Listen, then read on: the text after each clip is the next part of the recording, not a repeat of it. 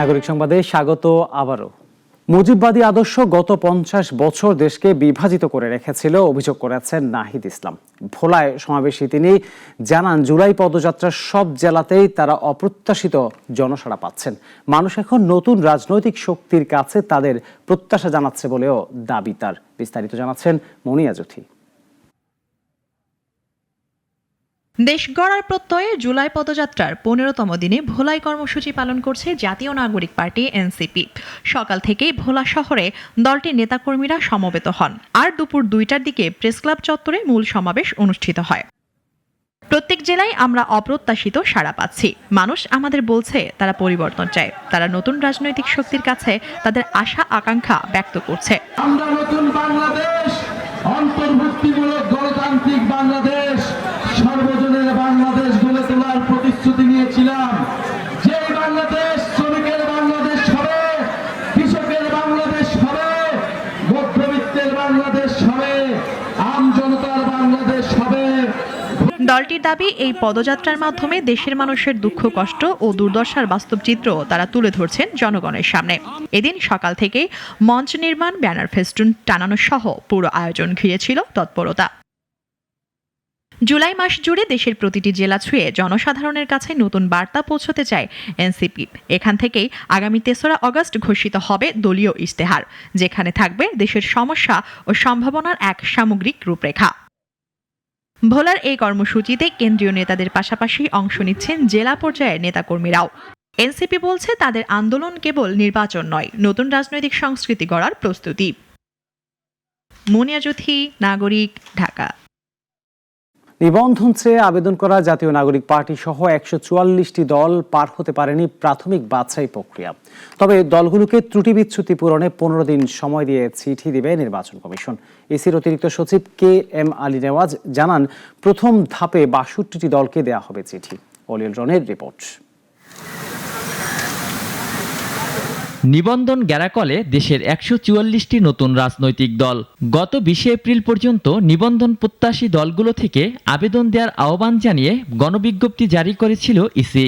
তবে জাতীয় নাগরিক পার্টি সহ বেশ কিছু দল আবেদন করলে 22 জুন পর্যন্ত সময় বাড়ায় সংস্থাটি। ওই সময় পর্যন্ত 144টি দলের 147টি আবেদন জমা পড়ে। প্রাপ্ত আবেদন যাচাই বাছাই ও সরজমিনে তদন্ত শেষে ইসির অতিরিক্ত সচিব KM আলী নেওয়াজ জানান, আবেদন করা দলগুলোর মধ্যে কোনোটি পার হতে পারেনি নিবন্ধন বাধা। তাই প্রথম ধাপে 62টি দলকে দেয়া হবে সংশোধনের চিঠি, আর এনসিপি সহ 82 দলকে দেয়া হবে দ্বিতীয় ধাপে।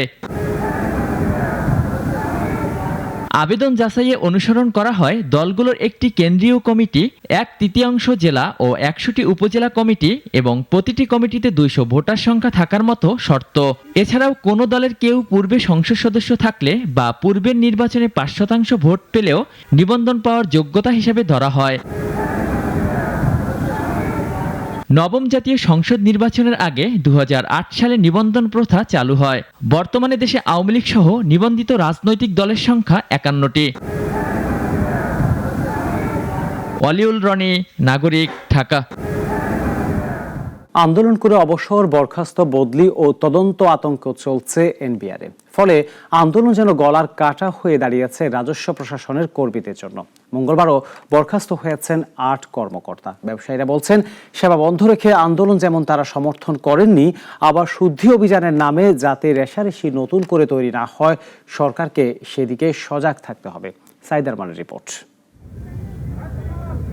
প্রায় 2 মাস আন্দোলন করে রাজস্ব প্রশাসনের কর্মীরা। পৃথিবীতে এমন আন্দোলনের নজির নেই বললেই চলে। অচল অবস্থার কারণে ব্যাহত হয় শুল্ক কর আদায়। শেষ পর্যন্ত ব্যবসায়ীরা এগিয়ে আসেন সমঝোতা করতে। শেষ হয় আন্দোলন। সরকার সবাইকে ভয় ডরহীন কাজের কথা বললেও বাস্তবে তার প্রতিফলন নেই। ফলে কার্যালয়ে গেলেও কাজকর্মে মন নেই অনেকের। তার সঙ্গে অবসর, বরখাস্ত, বদলি আর তদন্ত যেন আতঙ্কের নাম। ব্যবসায়ীরা বলছেন, কর্মীদের আন্দোলন যেমন ঠিক হয়নি, আবার নতুন করে যাতে সংকট না হয় সেদিকেও নজর দিতে হবে সরকারকে। স্ট্রাইক উইথড্র হওয়ার পর থেকেই হলো ব্যবস্থা নিয়েছেন, এটার কনসার্ন আমরা সরকারকে জানিয়েছি এবং দিনের শেষে যিনি মন্ত্রণালয় প্রধান ওনাকেই সিদ্ধান্ত নিতে হবে, এনবিআর এর চেয়ারম্যান সাহেবকে সিদ্ধান্ত নিতে হবে কি করলে এনবিআর অর্থ মন্ত্রণালয়ের বিভিন্ন উইং ভালোভাবে চলবে, এই সিদ্ধান্ত ওনারা নেবেন। জবাবদিহিতাও ওনারা করবেন। আমাদের কাজ হলো, আমাদের বক্তব্য হচ্ছে যেন যে ডে টু ডে বিজনেস যেন ক্ষতিগ্রস্ত না হয়, আমাদের উদ্যোক্তারা যেন ক্ষতিগ্রস্ত না হয়। আন্দোলন থেকে কাজে ফিরে বেশ কিছু কর্মী চেয়ারম্যানের কাছে ক্ষমা চান, তবে একই সঙ্গে চলছে ব্যবস্থা গ্রহণ। মঙ্গলবারও 8 কর্মকর্তাকে বরখাস্ত করা হয়েছে। সব মিলিয়ে বড় সংখ্যক কর্মীর পরিণতি অবসর আর বরখাস্ত। আর অন্তত 15 জনের বেশি কর্মকর্তার সম্পদ দুর্নীতি খতিয়ে দেখছে দুর্নীতি দমন কমিশন।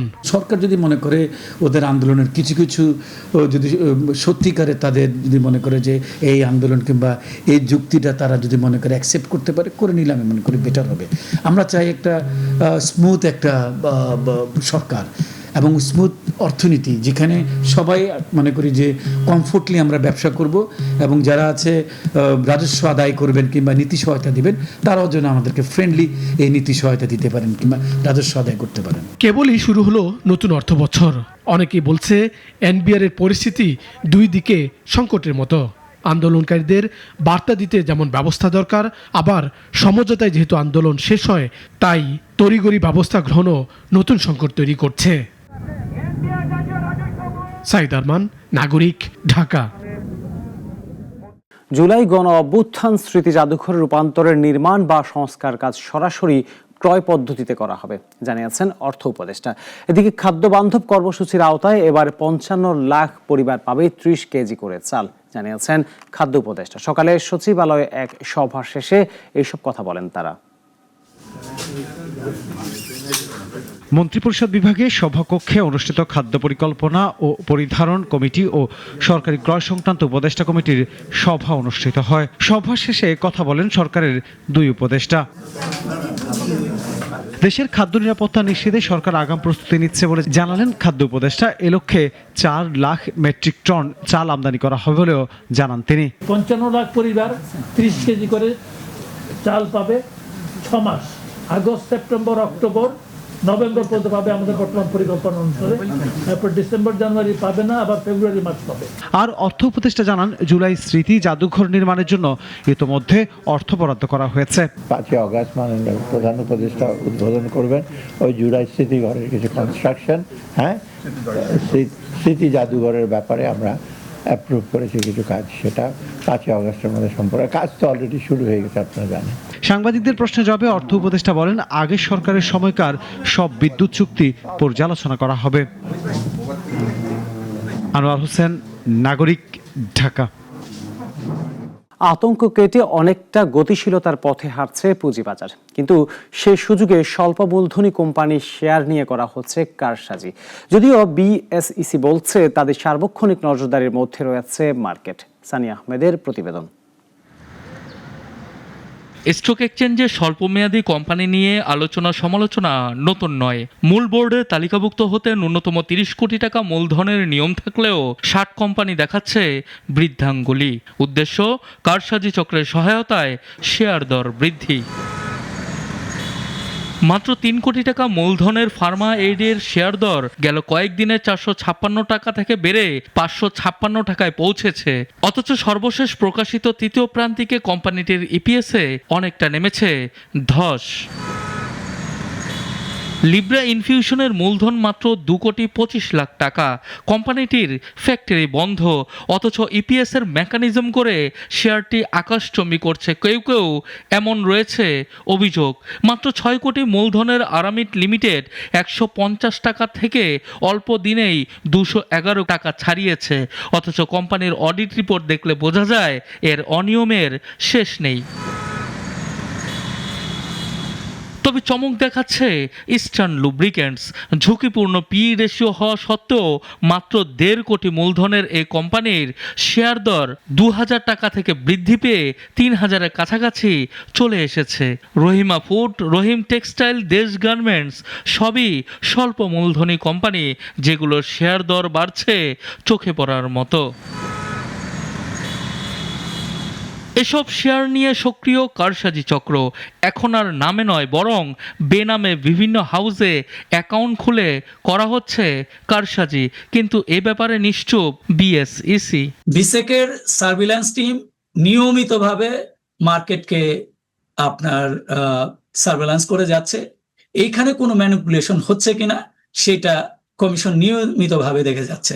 শেয়ার দর বাড়বে কমবে এটাই বাজারের নিয়ম, কিন্তু অস্বাভাবিক দর বাড়া কমায় বিএসইসি সিদ্ধান্ত নিতে দেরি করলে ক্ষতির মুখে পড়েন বিনিয়োগকারীরা। সানি আহমেদ, নাগরিক, ঢাকা। প্রজনন মৌসুমে মাছ ধরা বন্ধ থাকায় কর্মহীন হয়ে পড়েছেন খাগড়াছড়ির কাপ্তাই লেকের 4000-এর বেশি জেলে। সরকারিভাবে চাল মিললেও তা পর্যাপ্ত নয় বলে অভিযোগ তাদের। ডেস্ক রিপোর্টে বিস্তারিত। প্রজনন মৌসুমে মাছ ধরা নিষিদ্ধ হওয়ায় কর্মহীন হয়ে পড়েছেন কাপ্তাই লেকের হাজারো জেলে। খাগড়াছড়ির মহালছড়ি ও দীঘিনালা উপজেলার এইসব জেলে পরিবারগুলোর একমাত্র অবলম্বন এখন সরকারের দেয়া 20 কেজি চাল। জেলেরা বলছেন শুধু চাল নয়, চলমান বাজার পরিস্থিতি বিবেচনায় পুরো পরিবারকে টিকিয়ে রাখতে প্রয়োজন টেকসই সহায়তা। একটা ফ্যামিলিতে 20 কেজি চাউল কোনো কিছু হয় না। 2200 জন লোকে চাউল পায় আর 2300 লোকে চাউল পায় না। আমাদের দৈনিক চাউল লাগে 2.5 থেকে 3 কেজি। আর চাউলগুলো আমরা কি থেকে পাই, কি দিয়ে খাবো? মাছ ধরা বন্ধ থাকলেও পরিবার চালাতে হচ্ছে চাল ডাল কিনে কিংবা ধার করে। এতে করে অনেক জেলে পরিবার দারিদ্র্যের অতলে ডুবে যাচ্ছেন বলে জানান স্থানীয় মৎস্য ব্যবসায়ীরাও। জেলেদের যে 20 কেজি চাল প্রতি মাসে বরাদ্দ, সে চাউল দিয়ে জেলেদের কোনো মতেই 1 মাসের দিন আতিপাত হয় না। জেলেরা যাতে সুন্দর মতো সংসার পরিবার পরিজন নিয়ে সুন্দর মতো সংসার কাটাতে পারে, একটু চাউলের বরাদ্দ একটু বাড়ায় দেওয়ার জন্য। বরাদ্দ যে কম তা মানছেন সরকারি কর্মকর্তারাও। জেলেদের পাশে দাঁড়াতে বরাদ্দ বাড়ানোর আবেদন জানানো হয়েছে ঊর্ধ্বতন কর্তৃপক্ষকে। তারা প্রতি মাসে 20 কেজি করে চাউল পায়, কিন্তু এটা দিয়ে অপ্রতুল তাদের। এটাও কিন্তু আমি মাসিক মিটিংও উত্থাপন করেছি, জেলা পরিষদের মাধ্যমে কিন্তু আমি উত্থাপন করেছি, যেহেতু একটু বাড়ানোর জন্য। কাপ্তাই লেক অঞ্চলের জেলেরা শুধু মাছ ধরেন না, তারা একটি অঞ্চলের অর্থনৈতিক চাকা সচল রাখেন। তাই তাদের খাদ্য নিরাপত্তা নিশ্চিত করার জন্য শুধু সহানুভূতি নয়, রাষ্ট্রের দায়িত্ব। সুলতানা মরিয়ম, নাগরিক। উপকূলীয় এলাকায় সৃষ্ট লঘুচাপটি সুস্পষ্ট লঘুচাপে রূপ নেয় নোয়াখালীতে আবারও বৃষ্টি শুরু হয়েছে। এতে পানিবন্দী হয়ে পড়েছেন অন্তত 90,000 মানুষ। নতুন করে বন্যা পরিস্থিতি দেখা দেয় উদ্বেগ উৎকণ্ঠায় আছেন এখানকার বাসিন্দারা। পানিবন্দী হয়ে চরম দুর্ভোগে দিন পার করছেন তারা। বন্যার এরই মধ্যে মানুষের ঘরবাড়ি, রাস্তাঘাট, ফসলি জমির ব্যাপক ক্ষয়ক্ষতি হয়েছে। যেসব এলাকায় পানি নেমেছে সেখানে ভেসে উঠছে ক্ষতচিহ্ন। এই পরিস্থিতিতে ত্রাণ নয়, জলাবদ্ধতার স্থায়ী সমাধান চান নোয়াখালীবাসী। সামান্য বৃষ্টি হলে আমরা হানে এই অবস্থা হয়ে যায়। রোডে যে পানিগুলো জমে গেছে, সবকিছু ডুবে যেতেছে, এগুলা দ্রুতভাবে পরিষ্কার করা। তাই বামগুলো কাটতে হবে, দেন সংস্কার করতে হইব। সংস্কার না করলে আমরা নোয়াখালীবাসী বৃষ্টিতে জলবদ্ধতায় ডুবে যাইতেছি। ফিলিস্তিনের অবরুদ্ধ গাজা উপত্যকায় বিভিন্ন স্থানে ইসরায়েল বাহিনীর ব্যাপক হামলায় একদিনে কমপক্ষে 78 জন ফিলিস্তিনি নিহত হয়েছেন। নিহতদের মধ্যে অনেকেই ত্রাণ নিতে যাওয়া মানুষও রয়েছেন। এদিকে দক্ষিণ গাজার রাফা শহরে একটি ত্রাণ বিতরণ কেন্দ্রের পাশে ইসরায়েলের হামলায় অন্তত 5 জন নিহত হয়েছেন বলে জানিয়েছেন ফিলিস্তিনের সরকারি সংবাদ সংস্থা ওয়াফা। এই ঘটনার মধ্য দিয়ে ইসরায়েল ও যুক্তরাষ্ট্র সমর্থিত গাজায় ত্রাণ কেন্দ্রের আশেপাশে নিহত ফিলিস্তিনের সংখ্যা বেড়ে 838 জনে পৌঁছেছে। সবকিছু ঠিক থাকলে শিগগিরই নতুন প্রধানমন্ত্রী পাচ্ছে ইউক্রেন। ইউলিয়া স্পিরিদেঙ্কোকে প্রধানমন্ত্রী হিসেবে নিয়োগের প্রস্তাব দিয়েছেন দেশটির প্রেসিডেন্ট ভলোদিমির জেলেনস্কি। ইউলিয়া বর্তমানে অর্থমন্ত্রী হিসেবে দায়িত্ব পালন করছেন। তার নিয়োগে পার্লামেন্টের অনুমোদন প্রয়োজন হবে, তবে জেলেনস্কির নেতৃত্বে পার্লামেন্টে একজোট হয়ে আছে। সুতরাং জেলেনস্কির প্রস্তাব নাকচ হওয়ার সুযোগ কম। প্রস্তাবটি অনুমোদিত হলে 2020 সাল থেকে দায়িত্ব পালন করে আসা ভেনিস সামিহালের স্থলাভিষিক্ত হবেন 39 বছর বয়সী ইউলিয়া।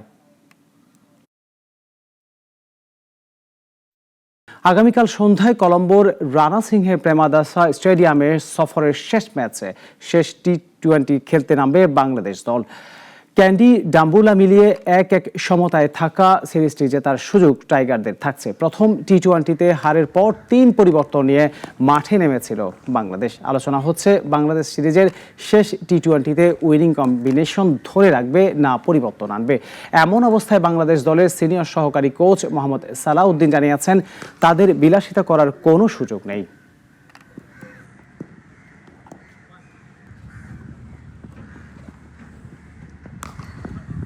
আপনি যদি খেয়াল করে দেখেন শ্রীলঙ্কা টিমের খুব বেশি ধরুন টেস্টের থেকে ওয়ানডে কিন্তু ব্যাটিং অর্ডার খুব বেশি চেঞ্জেস নাই, বাট টি-20তেও কিন্তু খুব বেশি চেঞ্জেস নাই। আমাদের কিন্তু কন্টিনিউ চেঞ্জেস করতে হয়, 5টা প্লেয়ার যায় আবার 5টা প্লেয়ার আসে, 1-2 দিনের মধ্যে তাদের কিন্তু টিমের সাথে কোপ আপ করতে হয়। সো আমাদের খুব বেশি যে লাক্সারিয়াস হওয়ার মতো আসলে সুযোগ নেই, বাট চেষ্টা করবো একটা যেন টিমটার জন্য একটা ভালো স্থিতিশীল পরিস্থিতি আসে, যেটা আমাদের টিমের জন্য অনেক কাজে দেবে। এখন এই পর্যন্তই। নাগরিকের খবর ও অন্যান্য আয়োজন দেখতে চোখ রাখুন আমাদের ওয়েবসাইট, ইউটিউব ও ফেসবুকে। সবাইকে ধন্যবাদ।